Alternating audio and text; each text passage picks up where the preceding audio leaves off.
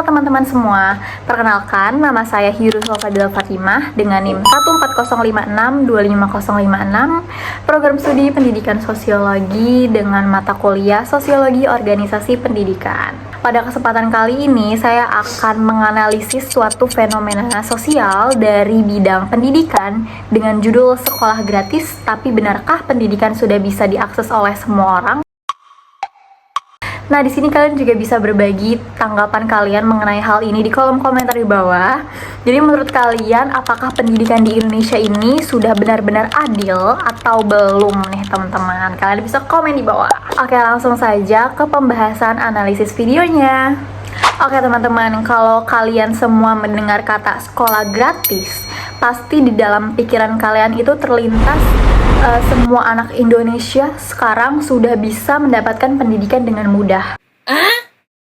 Karena pemerintah itu yang kita tahu sudah menyediakan sekolah negeri, terus juga memberikan bantuan dana pendidikan, bahkan berbagai program wajib belajar.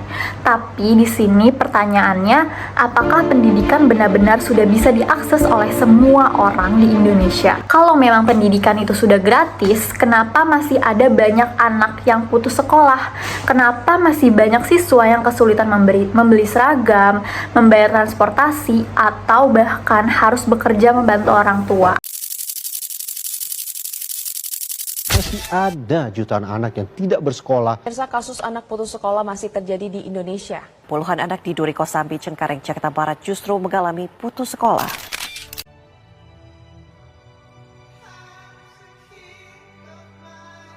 Putus sekolah bukan hanya kehilangan bangku belajar, tapi juga kehilangan harapan masa depan.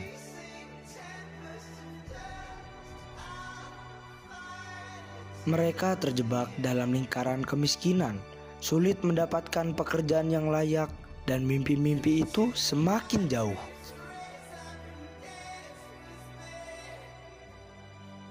Nah, di video kali ini saya akan membahas tentang realita pendidikan di Indonesia. Apakah sekolah gratis ini benar-benar berarti pendidikan sudah adil dan bisa dirasakan oleh semua kalangan? Jadi secara umum ya teman-teman, pemerintah Indonesia ini tuh memang sudah menyediakan program pendidikan gratis, terutama melalui sekolah negeri dan bantuan seperti dana BOS atau program Indonesia Pintar. Tujuannya tuh pasti baik gitu, yaitu agar semua anak ini tuh memiliki kesempatan yang sama untuk belajar tanpa terbebani biaya yang mahal. Namun pada kenyataannya, pada realitanya, istilah gratis ini tuh sering banget hanya menghapus biaya SPP atau uang sekolah utama aja. Jadi masih banyak biaya lain yang harus ditanggung oleh siswa dan keluarganya. Kayak misalkan contoh, adanya uang seragam sekolah, terus juga buku tambahan, alat tulis, uang transportasi, uang kegiatan, hingga kebutuhan internet untuk belajar daring gitu. Jadi menurut bagi sebagian keluarga mungkin biaya itu terlihat biasa aja teman-teman. Tetapi bagi keluarga dengan ekonomi rendah, biaya tersebut itu bisa menjadi beban besar. Artinya sekolah ini tuh memang gratis secara administratif gitu, tetapi akses pendidikan belum tentu benar-benar gratis. Nah, masalah selanjutnya itu adalah ketimpangan akses pendidikan gitu. Yang kita tahu di kota-kota besar itu biasanya siswa tuh lebih mudah mendapatkan fasilitas lengkap, terus juga internetnya tuh ada disediakan, terus guru yang memadai, terus adanya laboratorium, terus perpustakaan, bahkan akses les tambahan kayak untuk kelas 9 12 dapat PM penambahan materi kalau nggak salah namanya itu. Nah, sementara di beberapa daerah pedesaan atau terpencil masih ada sekolah dengan ruang kelas yang rusak, terus juga kekurangan guru, akses internet itu terbatas, bahkan fasilitas belajar yang minim. Akibatnya kualitas pendidikan yang diterima siswa ini tuh menjadi tidak rata, padahal semua anak memiliki hak yang sama untuk mendapatkan pendidikan yang layak. Nah, fenomena ini tuh menunjukkan bahwa akses pendidikan bukan hanya soal bisa sekolah atau tidak, tetapi juga tentang kualitas pendidikan yang diterima gitu. Karena percuma sekolah gratis jika fasilitas dan kesempatan belajarnya ini tuh antar wilayah masih sangat berbeda gitu. Lalu juga selain fasilitas ini tuh pasti ada faktor ekonomi keluarga yang sangat mempengaruhi akses pendidikan. Jadi masih banyak anak Indonesia yang harus membantu orang tua bekerja, ada yang masih berjualan, menjadi buruh, bahkan memilih putus sekolah karena kondisi ekonomi keluarga. Nah, beberapa siswa ini tuh juga mengalami tekanan sosial pasti ya teman-teman, kayak minder karena tidak memiliki peralatan sekolah, kayak pakai sepatu pun kayak sepatu bekas gitu.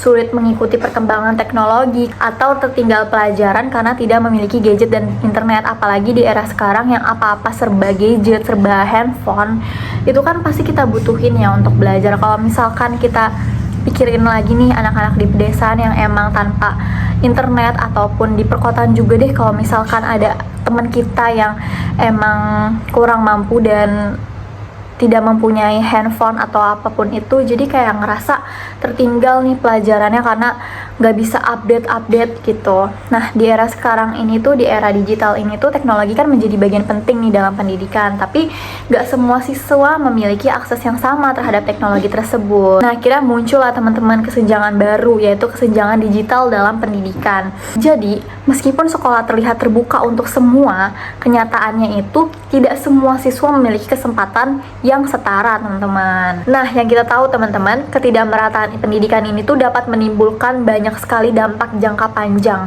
Kayak misalkan siswa yang memiliki fasilitas lengkap tentu akan lebih mudah berkembang, memiliki peluang masuk universitas lebih besar, dan bahkan lebih siap menghadapi dunia kerja. Sedangkan siswa yang hidup dalam keterbatasan itu seringkali harus berjuang lebih keras hanya untuk mendapatkan kesempatan yang sama. Jika kondisi ini tuh terus terjadi, terus berulang, maka pendidikan yang seharusnya menjadi jalan keluar dari kemiskinan justru bisa memperkuat ketimpangan sosial. Kalian tahu gak sih, kayak kata-kata pendidikan itu investasi gitu. Kalau misalkan kita bisa berpendidikan hingga tinggi gitu, hingga pokoknya kita ngedapetin pendidikan itulah gitu, itu bisa jadi investasi kita, bisa jadi mobilitas status kita gitu. Jadi hal ini tuh juga memengaruhi kualitas sumber daya manusia di Indonesia ke depannya. Karena pendidikan itu bukan hanya tentang belajar di kelas, tetapi juga tentang membangun masa depan dan kesempatan hidup yang lebih baik. Dari pembahasan tadi, kita bisa lihat ya teman-teman, bahwa sekolah gratis ini tuh belum tentu berarti pendidikan sudah bisa diakses oleh semua orang, semua kalangan. Masih banyak banget tantangan kayak biaya tidak langsung, ketimpangan fasilitas, faktor ekonomi, bahkan kesenjangan teknologi. Jadi menurut saya pendidikan yang adil itu bukan hanya tentang menggratiskan sekolah, tapi juga memastikan setiap anak mendapatkan kesempatan belajar yang sama dimanapun mereka tinggal dan bagaimanapun kondisi ekonominya. Karena pada akhirnya pendidikan adalah hak semua orang, bukan hanya hak mereka yang memiliki fasilitas dan kemampuan ekonomi lebih baik gitu. Baik, demikianlah pemaparan video dari analisis saya terkait sekolah gratis. Tapi benarkah pendidikan sudah bisa diakses oleh semua orang? Semoga kalian dapat memahami apa yang saya analisis, dan juga kalian juga bisa memberikan argumennya, memberikan tanggapannya terhadap tema yang saya bahas ini. Dan semoga kedepannya sistem pendidikan di Indonesia ini tuh tidak hanya fokus pada kata gratis aja, tetapi juga ada pemerataan kualitas dan akses pendidikan untuk seluruh masyarakat. Begitu, kurang lebihnya mohon maaf. Wassalamualaikum warahmatullahi wabarakatuh. Terima kasih.